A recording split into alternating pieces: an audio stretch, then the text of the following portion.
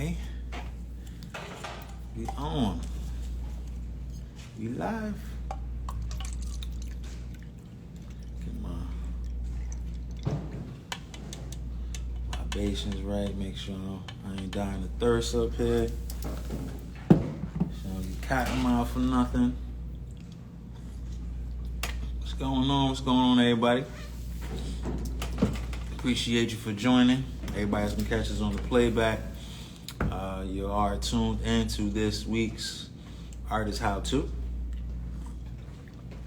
So every week, Wednesday, 7:30 p.m. Eastern Standard Time, we meet here.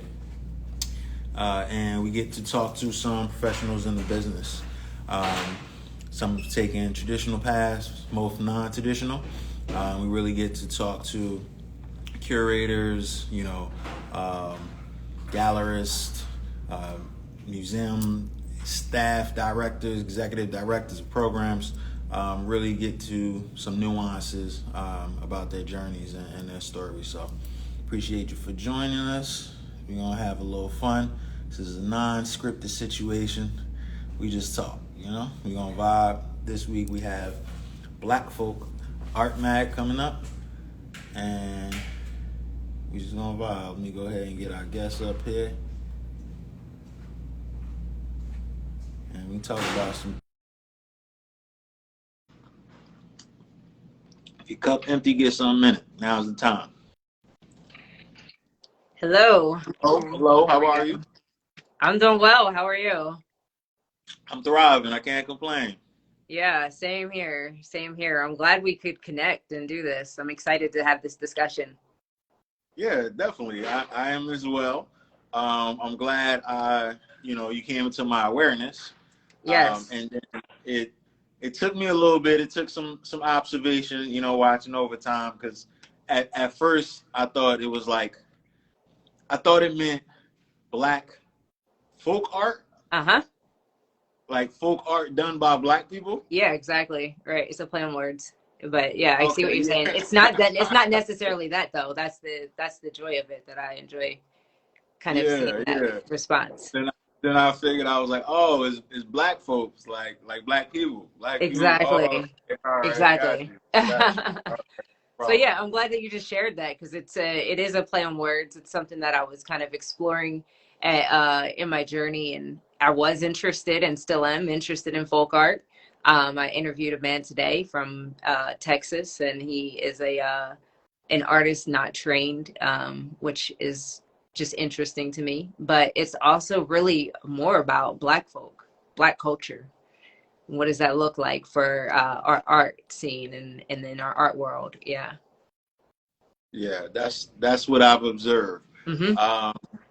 And someone actually asked me about that earlier too, and got into the whole what is folk art thing. Actually, would you be able to explain that to us? Absolutely. It's interesting because the art world has so many different little labels for artists and what people do or not do and what category they fit into. And so it started kind of exploring these categories and thinking about how people have defined our art, and in particular Black art. And today we're talking about this idea of cultural specificity. And so, with Black art, it's been defined and not always by us. And so I saw that as I was writing and researching and looking, and I was writing a journal article, and I was interested in this concept of folk art. But then I started thinking, like, Black art is very, it's organic. It's oftentimes something that comes from our spirits inside of us, our souls. And it's been defined for us over a long period of time. And what got me on that journey was that research. And then as I was researching, I started thinking about, what is Black folk? What is that?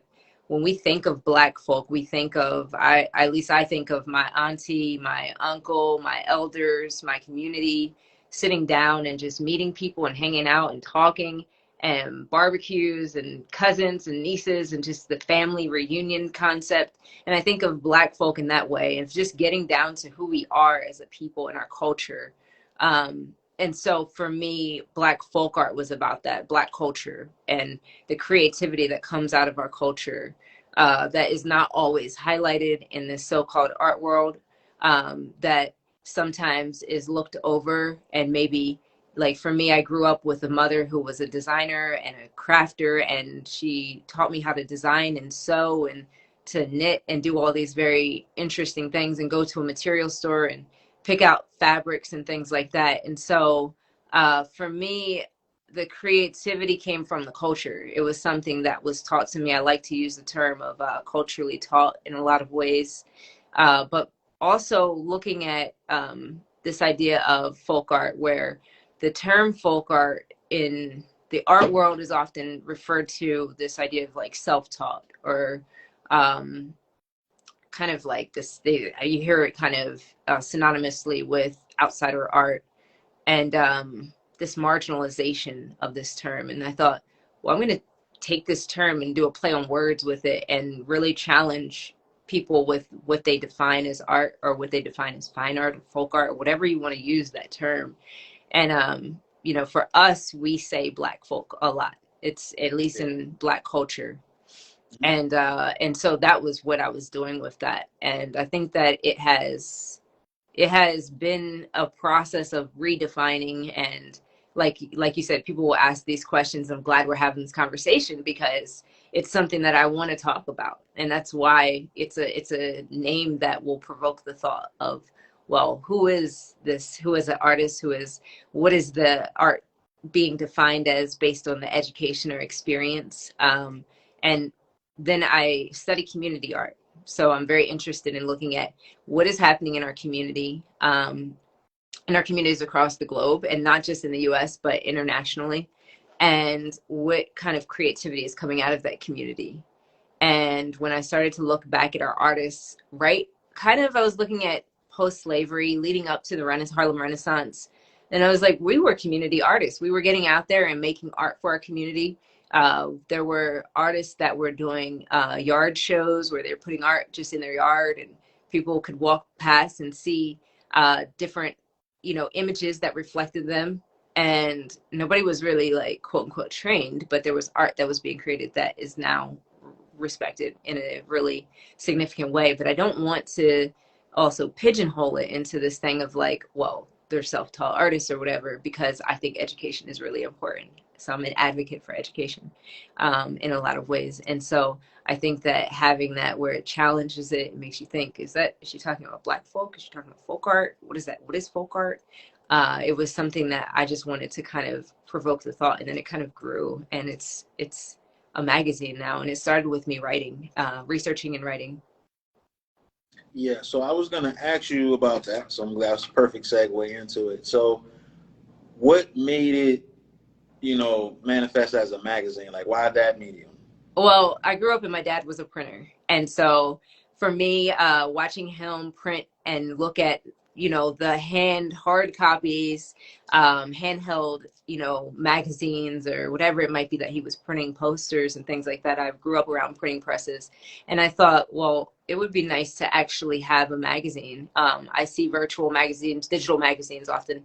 But this is a magazine that is a hard copy print that I also am sending out, and it's in a short amount of time has picked up a lot of steam, which I'm excited about.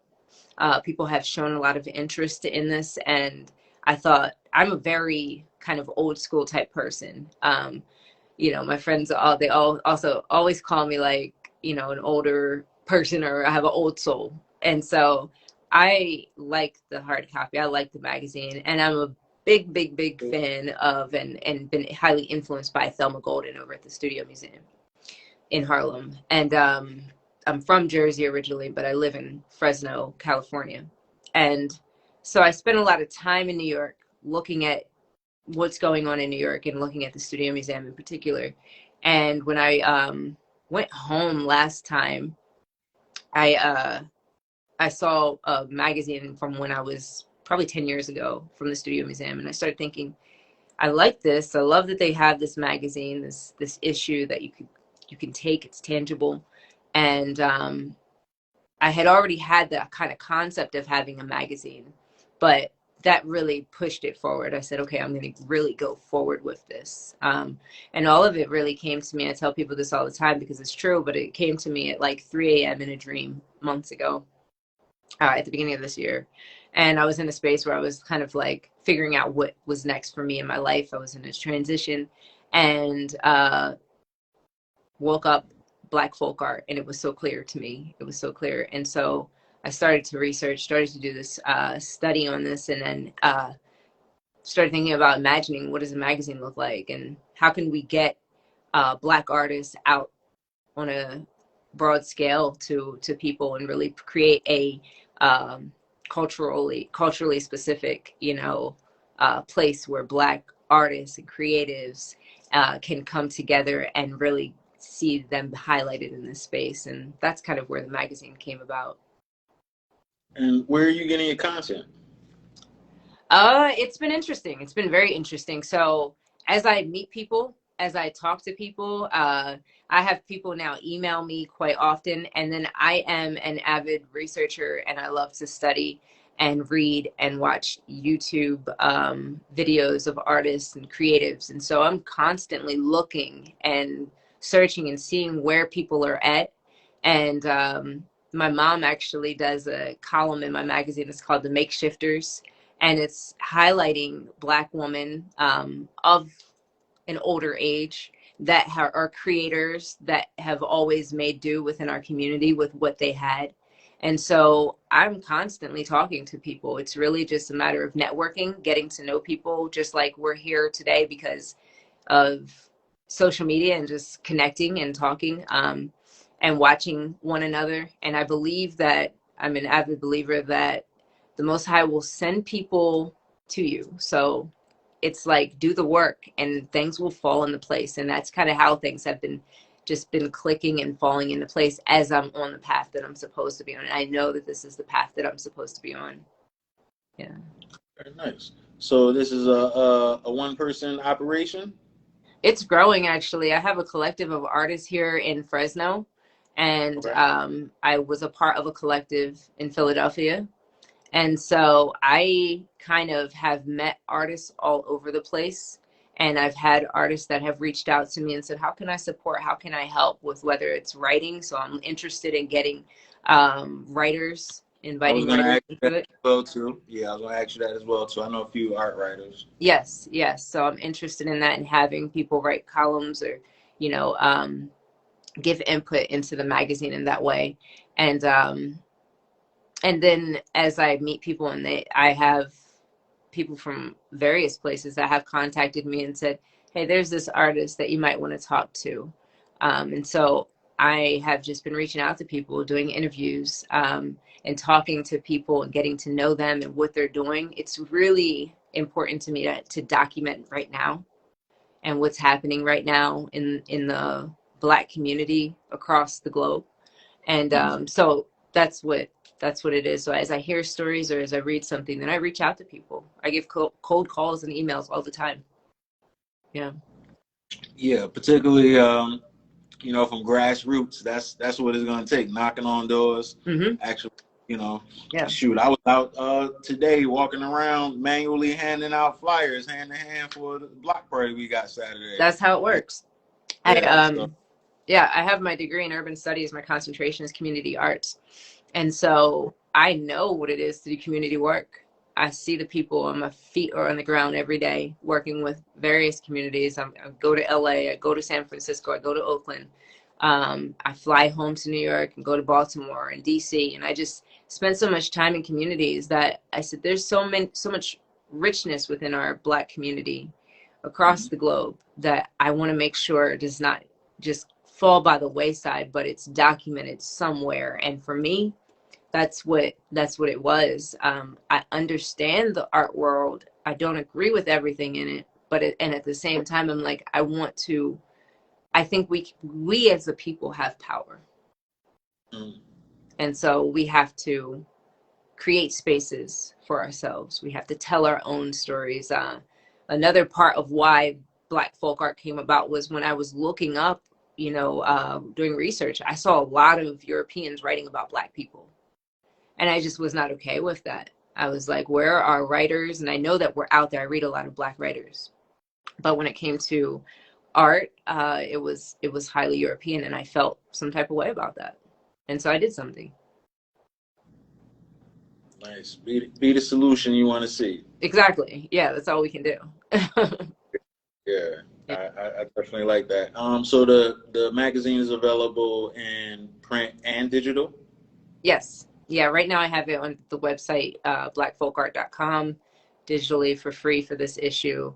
I'm trying to create a space where we create a collective on my website where people can get the magazine on there, and they can get other content for a monthly fee.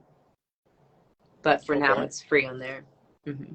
Yeah, yeah, nice. And what is the production rate going to be that you guys are coming out? You doing quarterly? You doing Quarterly. monthly? Yeah, Quarterly. quarterly for now. As we grow, of course, I Yeah. want to come out more, but right now it's the quarterly magazine. The next one will be out in November. We're doing interviews right now, developing podcasts right now, doing some video, just creating content. And I am so open to collaboration, and I am not an individualist type person. I don't believe in that. I don't believe it's a part of our culture. I grew up in a culture that was very collective, and that was how my parents thrived. It was how my grandparents thrived. It was how our ancestors thrived. I actually come from the lineage of Harriet Tubman. On my father's side, that is his great great cousin. And so I look at that and I glean from it, and I pull on that consistently. And every day I remember what she did. And it was always going back to the community, going back to the forgotten people, and really getting them, bringing them together. And it was the collective. It was never like, I'm good, y'all got it on your own. No, I don't believe in that. And so I will forever go back. It's a part of my heritage. All right. Nice, nice. Yeah. Yeah. The first thing that popped in mind when I saw the title was niche. Hmm. Um, I'm like, all right. So that's definitely. I guess everything exists, but I'm like, that's definitely a niche. That's gonna be covered, no problem. I feel good. Somebody got that. But then I also kind of felt like there was no immediate need, I guess, for me to explore personally Hmm. because I think just because when you think folk art, again, I was having a conversation with somebody about this earlier. Automatically, she was like, "Oh, you talking about clogs and skirts and river dancing and all that?" I'm like, "Well, that's one particular culture, and yeah, that kind of comes to my mind as well too. But Hmm. folk art is something is going to be presented differently per culture. Is about just kind of focusing on each in particular culture and the art for that, for those people. Yeah. The way they do, their things kind of. So um, when you talk about folk, now you have to talk specifically about which folk. Yep. When you're talking about, with the folk art as well too. Um, but then, Spirit let me back around, and then brought it to my light and I figured everything out. I was like, oh, all right, cool. So, all Yeah. right, I see where we're at with it. Um, And but I yeah, knew I just that was, my reaction. yeah, I knew that was going to be people's reactions. And I thought deeply on that. Like, is this something I even want to do? Because this comes with a lot of thoughts about this of like, what is folk art? But as I was studying, I mean, look at someone like Zora Neale Hurston, who was traveling and documenting the artists of her time. And she was doing a lot of research, and she was in Mules of Men. Like, she was documenting folk life and these folklore stories of Black experience in the South. And uh, I just gleaned from it. I thought it was really powerful, and it was something that I wanted to do. And Yeah, what's that? I said I didn't mean to cut you off, but I was just thinking like, yeah, it provokes thought. You Hmm. know, it can definitely get conversation going. It's going to bring those questions up. So I don't necessarily think it's probably going to move as fast as we might want it to, but it's going to be one of those things that's like the big fish in a small pond type of thing, Yeah. though, you know. So once you figure it out and you're there, you're going to stay there. You're going to realize you belong there, and everything. It just might be a more hand holding type of thing, like everyone is bringing somebody else in type Right. of thing. People, do more tripping over it type of thing. But regardless, it's definitely gonna get there. I see good things. I feel good things, happening with it. Especially after being introduced to you now and everything, seeing your passion and stuff for the project. What were you doing before you took up this cause? Oh, before I took this up, so I worked as a community arts director in Philadelphia and Hunting Park in Philadelphia, in North Philadelphia, for almost about 7 years. Okay. And I worked with kids. I worked in the one of the more impoverished neighborhoods in Philadelphia, and we did after school programming. And I have done that. I've been a community arts advocate for many years. And before that, I was a boxer. I boxed with Team USA. I was a fighter, and I did that right out of college. I was a basketball player, and I studied fashion. So I have had a diverse background. I've lived all over the place, and I've seen a lot of cultures. And it was a period of time when I was working in Philadelphia, and I remember it was kind of an enlightening moment for me. And I was taking the train, and I was reading an Asada Shakur book, Asada Shakur's autobiography, Okay. and I went from there to reading Angela Davis's autobiography, and I started to read just a lot about Black culture. And it was something that I was just paying attention to, looking at, experiencing, and trying to make sense of. We live in America, which is I like to say, one of the most confusing places in the world. You see a lot of contradictions on a day-to-day basis. There's a lot of, people trying not to offend anybody, and a lot of people trying to also appropriate cultures. And so I said, I have the heart of a 1960s radical, probably. But at the same time, I am I love all cultures. I love culture in particular, but I love Black people. I'm so interested in what we do as a people, how we move, what makes us kind of do things and create. Where does our creativity come from? What is the spirituality behind it?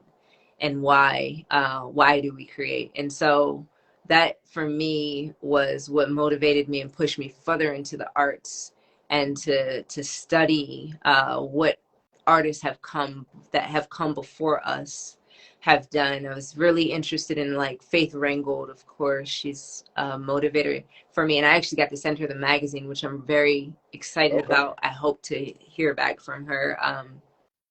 And and artists such as herself that have just inspired me a lot, looking at what they did. They didn't stand still. They didn't wait for somebody to do anything. They created their own content. They created their own magazines. They created their own spaces, and they created safe spaces, and they also fought to get into other spaces. And so that for me was it. I was like, I'm not going to wait for somebody to say, oh, that's a good idea. Like, honestly, I don't care if somebody thinks it's a good idea or not.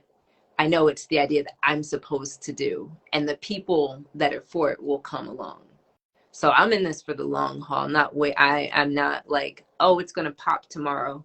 I'm going to continue to do this because it might be something that pops 50 years from now, but the content will be there. I will have written, I will have communicated well with these people, I will have told stories that will never have been told if I didn't tell those stories. So for me, that's what it's about. It's not about making money, it's not about getting my name out there, it's about the work. And that's really important to me.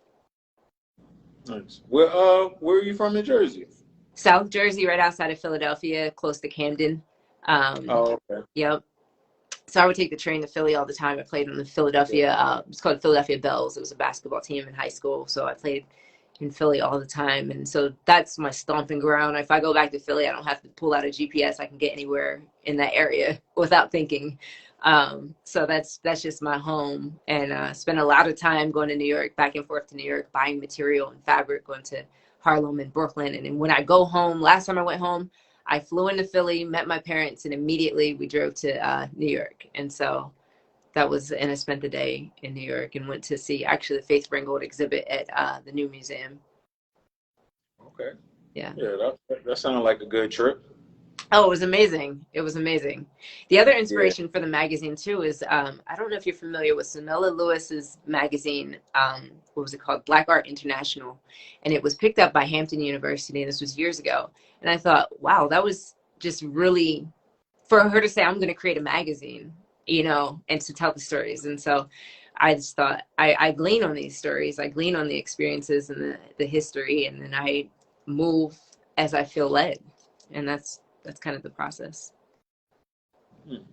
So, if an artist is a fan of the magazine and they want to introduce themselves to you, what would be the best way to get on your radar?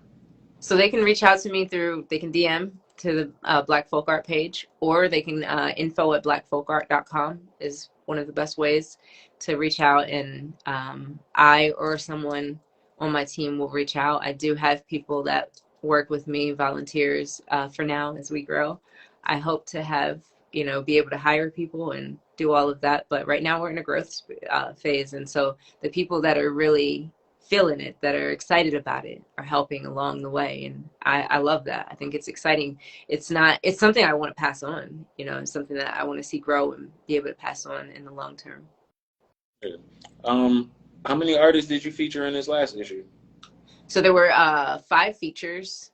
And so Art of Indigo, he's on here right now. His name is Jason Moss. Last time I was home in Jersey, I met up with him. He's from Pennsylvania. He had some art in a gallery in Harlem. He's in New Hope, Pennsylvania. He was down in Virginia in some galleries down there. And so I was able to meet up with him. And that, again, word of mouth. I have a really good friend back home in Philly, and she's an artist and also a therapist. And she said, you need to talk to this guy. And so I hit him up. And then next thing I know, we met 2 days later at his studio. And so I love doing studio visits. I am an artist myself, but my passion is to see other artists like thrive. I get excited about that, to conceptualize, to see their concepts, to see what they're doing, and to see the move of the creativity that comes through them and then out onto the canvas or whatever it is that they're utilizing as their art form, their medium. So he's in there. There's an artist. I have a thing called the Fresno feature, and it's really important to me because that's where I'm at. And I believe in a community that you're in first and then you go out. And so I have an artist. Her name is Shahara. And so Shahara Montgomery, and she's an amazing artist, young woman. And she's actually a self-taught artist. And you would never know when you look at her work. It's really just beautiful. She is an emerging artist. And I believe she's in her early 20s. And so when we met and I saw one of her pieces called Righteous. And so in the article that I wrote, that I interviewed her about, it's about her piece of work, Righteous. Then the Makeshifters column, there's a woman from Jersey, actually. Her name is Karen Washington, and she is a crafter. She creates work just out of found objects. She makes work for her community. And I want to highlight these people because I feel like they're oftentimes overlooked. And so I am an underdog fighter for underdogs. I will always be. And probably from my heritage, just looking out and seeing how so many people are so creative and oftentimes they're not highlighted. And they pass on and kind of nobody knows what happened. They don't know their story. So there's Karen Washington, and then there is Cambria Bailey, and she has a coloring book. And so there's one page, full page spread of her coloring book. So if you get the hard copy, you actually get a coloring page in there too. And it's an adult coloring book, which sounds like X-rated, but it's not. So it's an adult coloring book, and but it's for healing. And I thought that was really important too, because kind of the curating of this magazine was about healing. If you look at the undertone of it, Jason talks about healing, his healing process as an artist. Cambria, she created this journal as a place of healing. Karen Washington talks about that in her art. And I think if we talk to most artists, you're probably going to kind of come along that at some point, because it is such a spiritual process, at least from what I've heard and experienced. Yeah, I'm getting something telling me to check Jason out. So I'm Yeah, Jason's awesome. See what they can do. I'm here in my gallery now. We're in New Brunswick, New Jersey. Oh, okay. Okay. Yeah. We're in Central Jersey. I'm from Elizabeth and Newark, but Yeah. gallery is a little further south. So maybe if it works out, maybe we can get him in. But yeah, Spirit was telling me to check him out. So Jason is awesome. Jason is really a good, just a good man. And we realized when we were talking, we both do marathons. So I run marathons. I've done 6 or 7 so far. Let me see, 5, 6 so far. And he does ultra marathons, or he did ultra marathons. And so here he is, and he's going to be live with me tomorrow night on Black Folk Arts page. So yeah, he said he'll check you out. He'll check you out. Yeah, right. Y'all should definitely connect for sure. Yeah. No, I do. I can do a 5K. That's about it. Hey, that's it. That's all you need.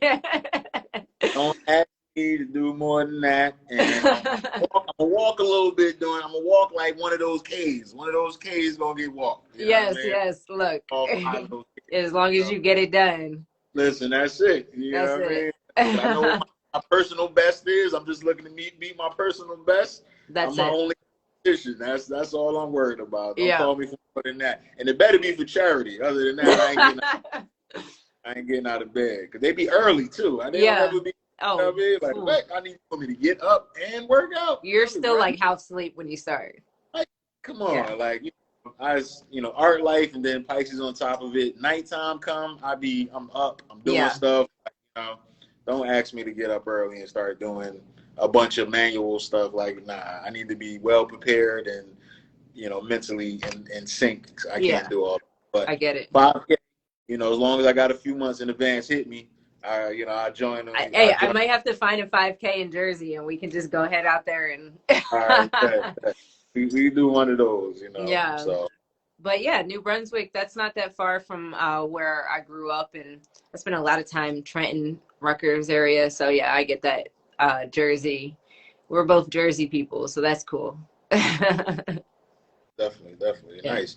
So we're so the magazine has been around. Has it been a year already? Not even a year yet. It actually started. The website started back in, I believe it was March, and I started to develop it. I had been writing about this concept probably since December, January time. And I mean, I had been studying it before that, but I started to write. And so I had some professors that I was working with and just kind of talking to them about my ideas. And they're like, you should start writing. And so that's what I did. And I'm very interested in research, like I said, and writing. And documenting moments so that they're not told for us. And that's another thing that I'm very interested in, is just history and the rewriting of history that we see happening oftentimes. And so I believe in us writing our own history. And so I wanted to give something and to publish something that was able to do that and to have longevity. I think right now there is a lot of energy, the same type of energy, and it's popping up really in pockets. And I think I don't know how efficient it is, and of course it depends on what the budget is, but you really have to travel and go to a bunch of different places, make sure you're at certain events and things, so you're in the loop, you're people getting aware of you, things like Chicago Week. They actually have this is going to be the first year of Atlanta Art Week. Yeah, I saw that. Mm-hmm. Yeah, September. So making sure you're at things like that. Really being wherever we're going to be when we're going to be there, because outside of these, like schedule things, and we're all pulling our calendar. It seems like it's not really easy to find where everyone is Mm-hmm. because people are so scattered. Yeah. Uh, but is that part of your game plan right now to kind of always be where it's going down? So Yeah. you in the Yeah, you it's know definitely a part of the game plan. I have a sister that lives in Atlanta, and that's where my nieces and nephews are. So that's always a place that I'm trying to get to. And there's so many of us there, and so that is definitely I keep track of Atlanta. That's a place that there's so much happening, and I keep track of different areas that there's things happening. And over the next year, I do plan on kind of mapping it out because I know I need to be in these spaces and to also connect with people so that they can to know what's happening and to also meet people that might be interested in the magazine. So I appreciate that advice, and I definitely will be taking that on as something that I really actively do over the next year and moving forward. I just have to travel a lot, and I'm putting that in the budget. And so I yeah. don't mind it. I love to travel, and I work so that I can do those things. Have you linked up with any other magazine owners and editors? Not right now. No. Owners of magazines. I'm trying to think if I've linked up with anybody in particular, but not that I can think of recently. But I podcasters, yes. Magazines, no. Yeah. Okay. Yeah, that seems to be what Spirit is drawing me to right now. Mm-hmm. Uh, so yeah, and again, so that goes right into what I was just thinking and saying, like the awareness and knowing what's available. Mm-hmm. If you need something, what the resources are. So if you're an artist is trying to come up and you need to build, your CV, but also you need to be Googleable. You need press. You need Right. those things. Like a lot of them don't know black art magazines even exist, Mm-hmm. or they might know one when there's 20, or something Right. like that. Um, yeah, we need to remedy that type of thing. Um, Absolutely. Yeah. yeah. Yeah, I know I follow what is it, Black Art in America, and they're out of Atlanta, I think, I want to say. But another, resource to pull on. And Well, so was it last week or the week before? I talked to Pigment International. hmm So another black art magazine, and they actually were up in Martha's Vineyard. I think it was last week because Obama came through. He surprised everybody and oh, came through and nice. did a speech and all of that because it was Black Film Festival weekend or something like that. Okay. So they were up there, that weekend with a couple of prominent visual artists as well too that I know that slid up there for that weekend.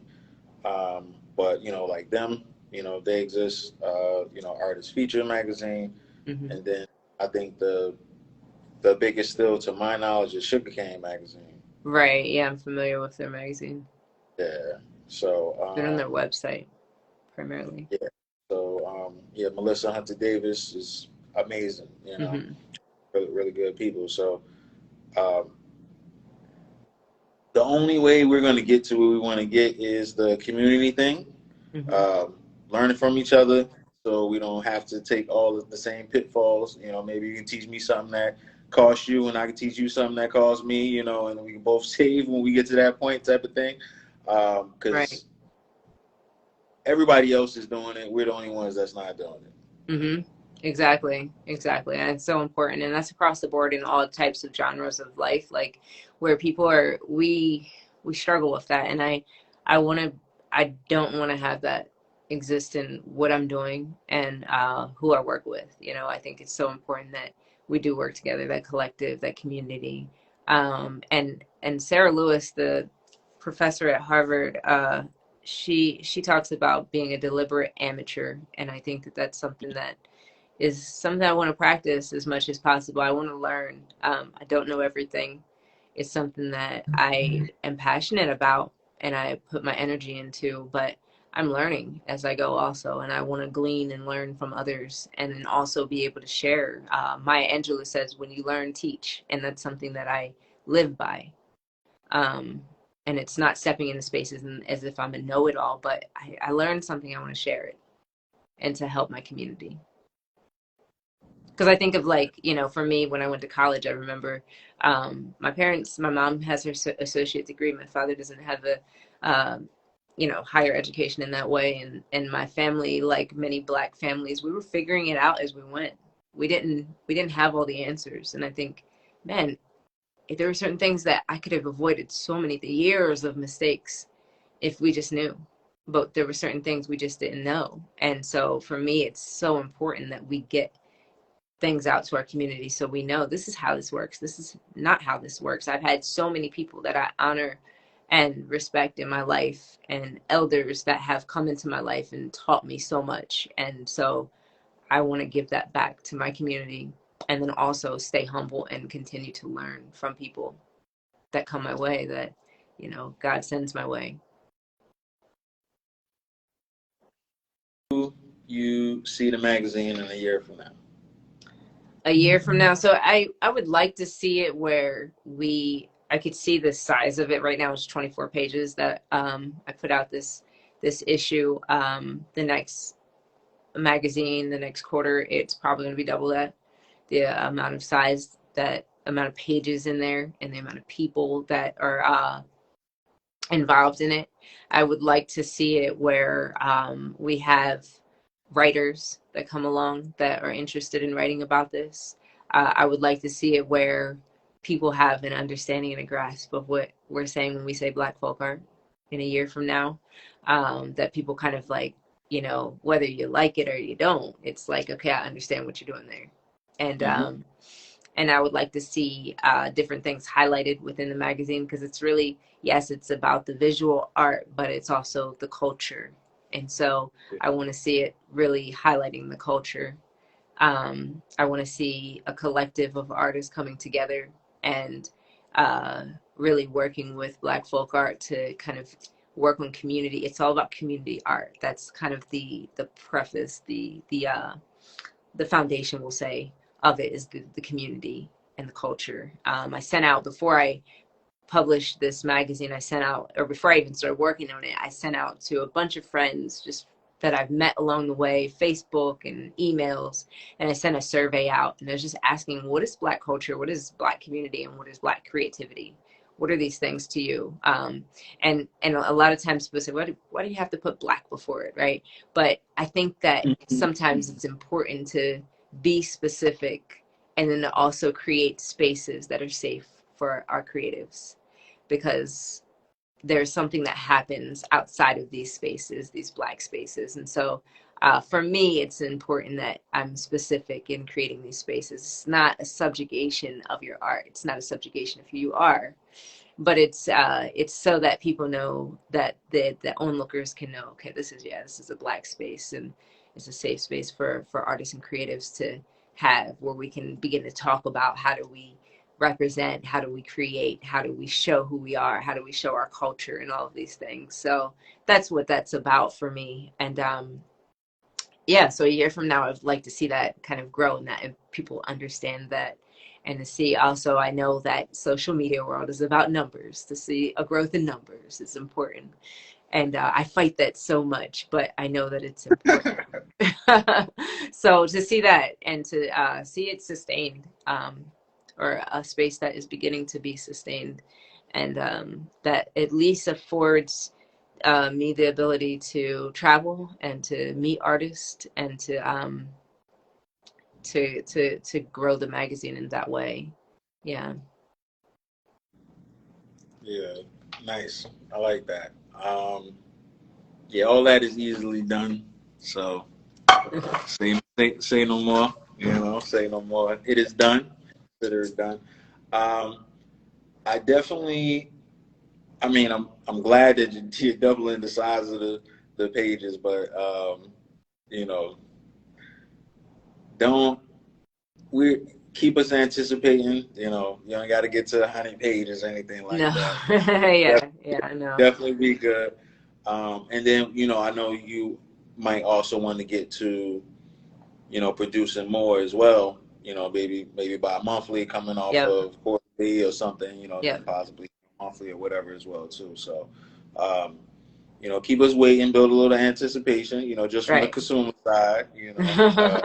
So that's okay. It's cool. Um, but we definitely want people coming to you as a resource, Hmm. to keep their pulse on what's going on, in the overall community of us. And then particularly for your region, one of my artists I work with actually, well, she's in LA, but I Hmm. think she might be closest, to you out that way.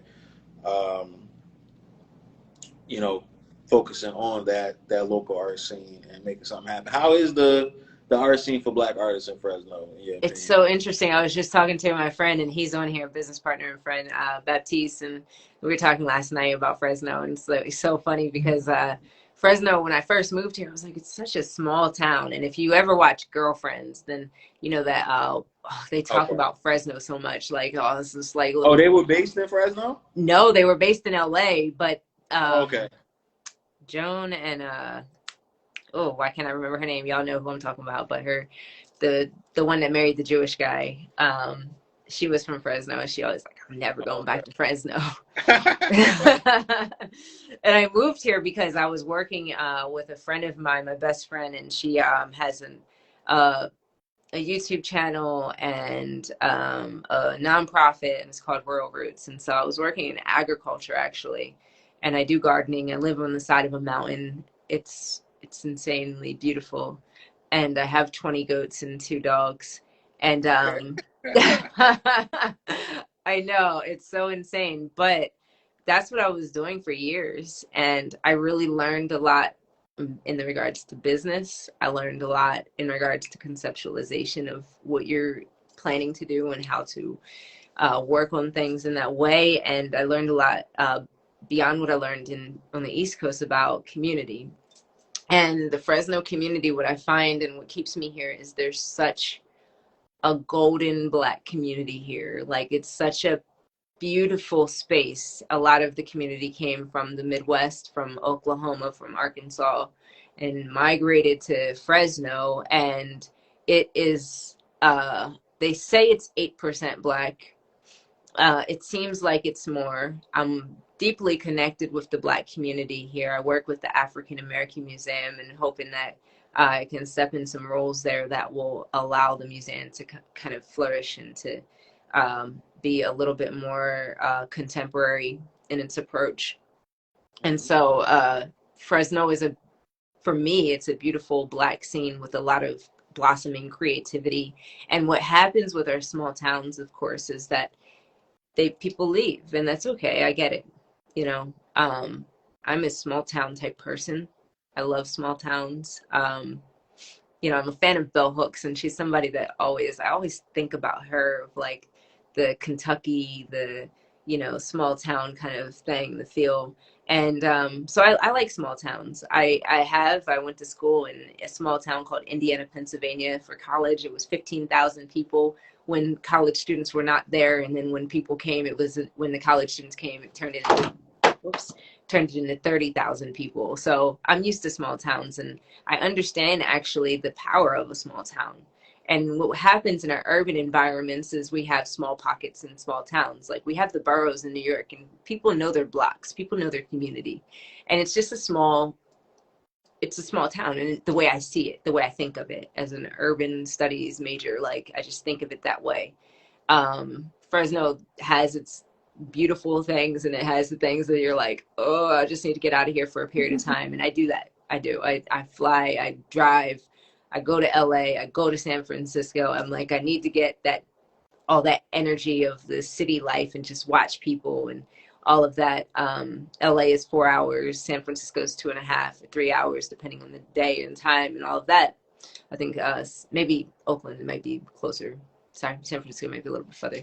But so yeah, I travel a lot because of that. And then I spend a lot of time in nature, and it really grounds you. And so what I see in the Black community here is powerful. I see a lot of creatives coming through here. Um, and then I want to see kind of the exposure of what's happening here, and then it being this kind of hub of this is what could happen in a small space in a small town, and how it can broaden out internationally, and we can start connecting these dots, and connecting people with people, and networking with others in different cities and across the globe, and saying, hey, this is what we're doing here, how can we kind of collab, how can we work together and share our stories together. I'm very interested in that. All right. Yeah. Nice. Yeah, you made Fresno sound kind of decent. You made it sound kind of decent. So If you're good job. driving through, you can Good job. just stop. It's one of those cities you stop in. Yeah. If I'm ever driving anywhere around there, Yeah, uh, yeah, uh, it's not like a destination city. It's so expensive even to fly into Fresno. Most people just fly into San uh, Francisco or LA because it's a small airport, and you got to stop in Dallas or somewhere in between. You can't just go straight through if you're flying across country. So it's a long. Every time I fly across country, I'm like, oh, here we go. I got to figure out how I'm gonna get to one place and to the next. Yeah. yeah. No, I'm definitely spoiled. I live in North Elizabeth. I mean, well, now I live in South Florida, North. But I'm from North Elizabeth. Both of them, like, I'm 7 minutes from Newark Airport, like, Yeah. which is national. You know what I mean? So And we Newark, going you can get wherever. anywhere. You can get the You go Africa from anywhere. You can Newark. go anywhere. You can go anywhere. If I really want to, I can go over the Philly. It's like an hour, 20 minutes, Yeah, or I can go to JFK or something like that. But yeah, I'm spoiled in that terms of getting all around everywhere. One of the few reasons why I don't want to move. There's right. only like a handful of reasons. Other than that, every winter I'd be ready to be out this bitch. Like, you know what I mean? It's a I lot. feel you. I feel you completely. I coming from the East Coast, I think that also for me it was so important to create a creative community here and to find the creatives, because I was like, it's the only way I'm going to stay in this space is if we find each other, the Black creatives, and we create something that we have a community, a strong community here. Because yeah, coming from the East Coast, you're spoiled. There's so much. Yeah.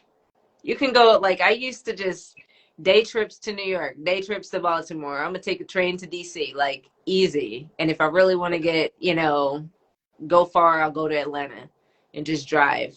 And I had friends and family along the way, so I just stopped at their house, like, hey, I'm pulling up. So being out here, it's definitely, you have to create something. You have to find the people. And that was kind of a part of what I was doing in this process of, like, if I'm going to stay here, I'm going to find my people. And a lot of things have been birthed out of that. Hmm. Nice. Well, I'm glad I have a ally in Fresno now. In case again, if I'm ever out that way, if I need you. But you travel, so I'm sure we'll link up at some point in time as Oh, well. yeah, So I'll be in Jersey in October.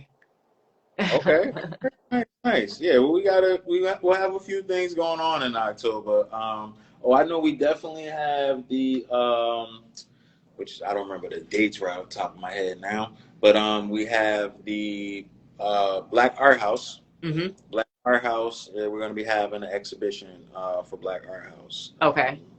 here at Above Art Studio. So, Black Art House is, um, well, I mean, they're based out of DC, but they service Black artists all over the nation, getting them set up for exhibitions, artist talks, different things all over the nation as well too. So they're a pretty cool organization, and I'm actually on advisory board for them too. So they're Oh, pretty nice. dope.